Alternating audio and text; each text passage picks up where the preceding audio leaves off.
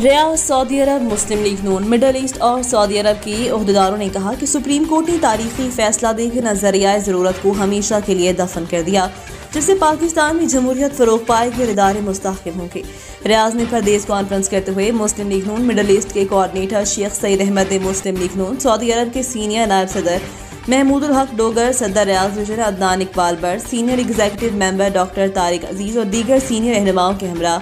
Press conference करते हुए कहा कि पाकिस्तान की बका 1973 के मुतफ़िका आइन में पोशीदा है, जिसे सुप्रीम कोर्ट ने मुकम्मल तौर पर बहाल कर दिया, जिससे जमहूरियत और कौमी इदारे मुस्तहकम होंगे और मुल्क तरक्की की राह पर गामजन होगा।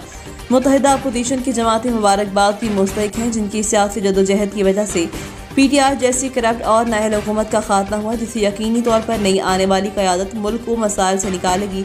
लोगों को रिलीफ मिलेगा और हम या नवाज शरीफ के शाना बशाना साथ खड़े हैं। उनके बयान को फ़रोग़ देने के लिए जदोजहद में हमेशा साथ निभाते रहेंगे। प्रेस कॉन्फ्रेंस के अख्ताम पर शुरा ने एक दूसरे को मिठाई खिलाकर मुबारकबाद पेश की और खुशी का इजहार किया।